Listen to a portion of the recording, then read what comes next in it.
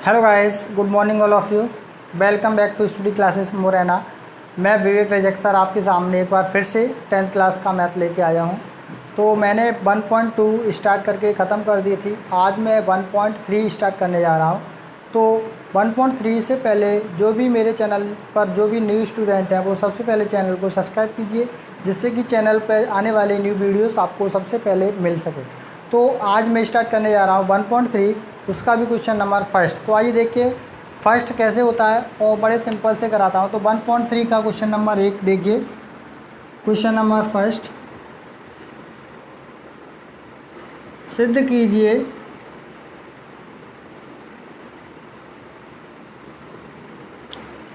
कीजिए कि √5 एक अपरिमेय संख्या है।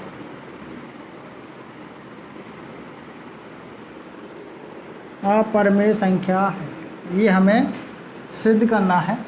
यानी कि prove that √5 is integer number, यानी कि √5 एक अपरिमेय संख्या है, इरेशनल नंबर है, ये सिद्ध करना हमें। इरेशनल नंबर क्या होते हैं? तो वे नंबर यानी अपरिमेय संख्या और परिमेय संख्याओं को हमें यहाँ मान के करना है। तो सबसे पहले यहाँ पर क्वेश्चन में पूछा है अपरिमेय संख्या क्या है। तो अपरिमेय संख्याओं की बात करें तो क्वेश्चन में अपरिमेय दिया है, तो हम इसको सॉल्व करने के लिए इसका अपोजिट यानी इसके विपरीत लेके चलेंगे हम। तो मैंने माना सॉल्व किया, माना √5 एक परिमेय संख्या है, परिमेय संख्या है। तो √5 को मैंने परिमेय संख्या माना। तो परिमेय संख्याओं को आपको पता है, परिमेय संख्या वे संख्या होती है जिन्हें हम p/q यानी अंश बटे हर के रूप में लिख सकते हैं। तो तब हम इसे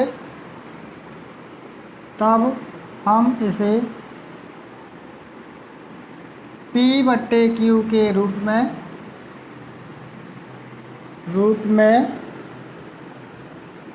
लिख सकते हैं। हमने p/q क्या माना है? ये √5 एक परिमेय संख्या मानी है और परिमेय संख्या होती है अंश बटे हर के रूप में यानी p/q के रूप में, अर्थात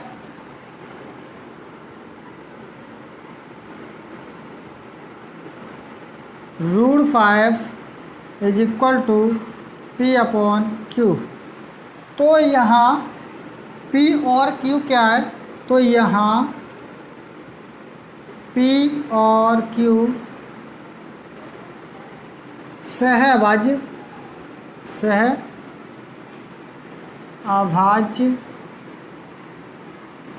पूर्णांक हैं। क्या ये सहअभाज्य पूर्णांक है? एवं q is not equal to 0। q का मान 0 नहीं होगा, q नहीं होगा 0, यानी नीचे वाली संख्या हर वाली संख्या 0 नहीं होगी। यानी कि p और q कैसे हैं? सहअभाज्य पूर्णांक हैं। सहअभाज्य पूर्णांक क्या होते हैं? तो आइए देखते हैं। सहअभाज्य पूर्णांक के लिए मैंने बात, जैसे सहअभाज्य पूर्णांक क्या होता है, तो मैंने कोई संख्या ली 4/12, तो ये संख्या 4 से कट रही है ये, और 4 से ये भी कट रही है 3। तो अब ये संख्या नहीं कट रही है, या तो ये खुद से कटेगी या 1 से कटेगी, या तो ये खुद से कटेगी या 1 से कटेगी। तो ये 1 से कट रही है, 3 से कट रही है और 1 से। मतलब सहअभाज्य का मतलब होता है वे संख्याएं जो या खुद से कटे या 1 से कटे, यानी उसमें खुद का भाग जाए या 1 से और किसी संख्या से ना कटे, तो ऐसी संख्याओं को सहअभाज्य संख्या कहते हैं या पूर्णांक कहते हैं। आई बात समझ में? तो सहअभाज्य पूर्णांक समझ में आया। तो मैंने कहा ठीक है, अब यहाँ पर अपने पास है √5 बराबर p/q। तो अब इन दोनों का मैं अगर वर्ग कर दूं, स्क्वायर कर दूं, तो दोनों ओर का स्क्वायर करने पर, तो मैंने दोनों ओर का स्क्वायर करूं, दोनों ओर का वर्ग करने पर, अगर दोनों ओर का मैं वर्ग करूं, तो हम यहाँ पर दोनों ओर का स्क्वायर कर रहे हैं, वर्ग कर रहे हैं, तो ये हो गया p/q का होल स्क्वायर। दोनों पे स्क्वायर लग गया, तो ये दोनों का स्क्वायर लग गया। अब यहाँ से इसको खोलाएं तो जो हो जाएगा 5 इज इक्वल टू ये हो जाएगा पी का स्क्वायर अपॉन क्यू का स्क्वायर। ठीक है, तो अब यहाँ से मैंने कहा इसका इधर कैंची गुणा किया, क्रॉस मल्टीप्लाई, तो जो हो जाएगा 5 क्यू का स्क्वायर बराबर पी का स्क्वायर। या मैं इसको ऐसे लिख दूँ, क्यू का square is equal to p का स्क्वायर अपॉन 5। एक ही बात है, ये 5 कहाँ गया, नीचे आ गया। इसको मैंने इक्वेशन फर्स्ट नाम दे दी, इसको मैंने समीकरण 1 यानी स्थिति फर्स्ट मान ली, पहली स्थिति। तो यहाँ से समझ में आ रहा है कि यहाँ पर p के नीचे क्या है, पी स्क्वायर के नीचे कितना है, 5 है। तो यहाँ से समझ में आ रहा है कि पी स्क्वायर है वो 5 से विभाज्य है। तो 5 से विभाज्य पी स्क्वायर है, तो वो संख्या भी उससे विभाज्य होगी। जैसे मैंने माना यहाँ लिखा, यहाँ पी स्क्वायर 5 से विभाज्य है, विभाजित है, तब P भी 5 से विभाजित होगी। कैसे होगी तो देखिए, आइए बताते हैं। जैसे मैंने कोई संख्या लाई P का मान मैंने मान लिया 5 और इसका स्क्वायर किया, तो ये कैसे 5 से यानी P का स्क्वायर यानी P को मैंने क्या मान लिया, 5 मान लिया या 5m मान लिया, कुछ भी मान लो। तो ये 5 है, वो इसका स्क्वायर करें तो कितना आ जाएगा 25/5 यानी 25 5 से भी कट रही है, तो वो संख्या भी 5 भी तो 5 से कट रही है, यानी दोनों से कटेंगे। तो कहने का मतलब पी स्क्वायर 5 से विभाजित है तो P भी 5 से विभाजित होगी। इसीलिए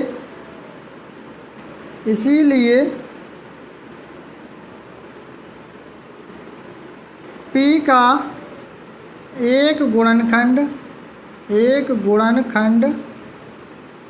5 होगा। आई बात समझ में? ठीक है, अभी मैं बात करूँ तो मैंने अभी माना P is equal to 5m मान लो चाहे k मान लिया, तो मैंने माना P बराबर 5m मान लिया। तो P का मान मैं इक्वेशन फर्स्ट में रख दूँ, P का मान समीकरण 1 में रखने पर, मैंने समीकरण 1 में रखा P का मान, तो ये आ जाएगी। देखिए, तो ये हो जाएगा क्यू का स्क्वायर बराबर P का स्क्वायर बट्टे 5।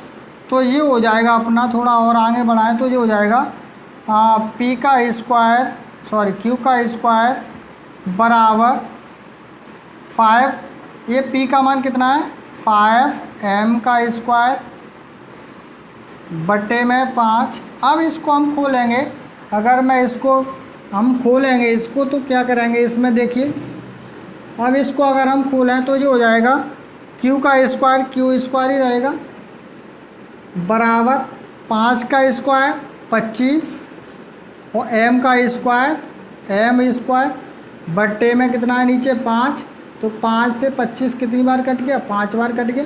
तो ये हो जाएगा q square is equal to 5m square बट्टे कुछ भी नहीं है, ये कट गया।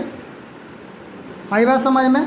अब यहाँ से अगर मैं m का मान निकालूँ तो m स्क्वायर बराबर हो जाएगा क्यू स्क्वायर, ये 5 कहाँ जाएगी नीचे, तो ये हो जाएगा 5। तो इसको मैंने इक्वेशन दूसरा नाम दे दिया, समीकरण 2 स्थिति 2। तो यहाँ आपको मैंने बताया था P के नीचे P स्क्वायर के नीचे 5 था सॉरी, तो P स्क्वायर के नीचे 5 था, तो 5 से P स्क्वायर विभाजित था। लेकिन यहाँ पर क्यू स्क्वायर के नीचे 5 है, तो Q भी 5 से विभाजित होगा। तो यहाँ यही भाषा लिखनी है, यहाँ क्यू स्क्वायर 5 से विभाजित है, तब Q भी 5 से विभाजित या विभाज्य होगा। इसीलिए क्यू स्क्वायर इसीलिए क्या करेंगे हम, जो Q का एक गुणनखंड होगा, Q का एक गुणनखंड 5 होगा। तो यहाँ से हमने देखा समीकरण 1 और समीकरण 2 दोनों में हम देखें, दोनों में p स्क्वायर भी 5 से विभाजित है और q स्क्वायर भी 5 से विभाजित है। तो कहने का मतलब यहाँ पर हमने देखा था कि p और q कैसे हैं, दो सहभाज्य। सहभाज्य का मतलब किसी संख्या से कटेंगे नहीं।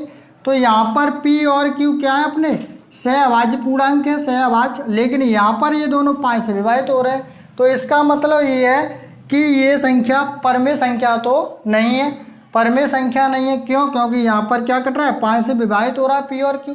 लेकिन यहाँ पर हम बात करे थे कि ये दोनों कैसे हैं, सहभाज्य। तो इसका मतलब हम यहाँ पर अगर विरोधाभास यानी कि पुनरुक्ति जो विधि लगा दें, अगर हम जिसको हम विरोधाभास विधि बोलते हैं, तो उसका हम यूज करें तो यहाँ पर ये संख्या कैसी है, इसका विरोध कर रही है कि ये p और q कैसे सहभाज्य संख्या है या नहीं। तो ये यहाँ पर कह रहा है, लेकिन यहाँ कह रहा है कि ये सहभाज्य नहीं है क्योंकि ये 5 से विभाजित हो रहा है। तो इसका मतलब ये है कि ये संख्या p बटे q कैसी है, परमेय संख्या नहीं है। तो परमेय संख्या नहीं है तो कैसी होगी, ये अपरमेय संख्या होगी। तो अतः समीकरण 1 व 2 से स्पष्ट होता है कि समीकरण 1 व 2 से स्पष्ट होता है कि क्या p और q, p बटे q एक परमेय संख्या नहीं है। परमेय संख्या क्यों नहीं है, मैंने बताया था कि p और q कैसे हैं, सहभाज्य पूर्णांक है। सहभाज्य का मतलब होता है कि वो किसी से ना कटे, खुद से कटे या एक से कटे। लेकिन यहाँ 5 से विभाजित हो रहा है, 5 से कट रहे हैं p और q। तो इसीलिए यहाँ पर कैसे हैं, परमेय संख्या तो नहीं है। परमेय संख्या नहीं है तो कैसी होगी, अतः तब p अपॉन q एक अपरमेय संख्या होगी। p बट्टे q एक अपरमेय संख्या होगी। और p बट्टे q के सामने क्या है, बराबर में क्या है, √5। इसीलिए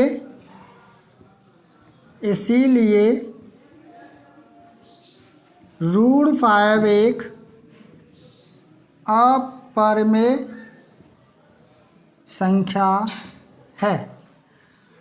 तो देखा दोस्तों कैसा क्वेश्चन है अपना, कितना इम्पोर्टेंट क्वेश्चन है और बहुत ज़्यादा इम्पोर्टेंट क्वेश्चन है, पेपर में आता रहता है, एग्जाम में कई बार आया है। तो देखो मैं इसी साल का एग्जाम दिखाता हूँ, एग्जाम पेपर, तो आपको पता हो।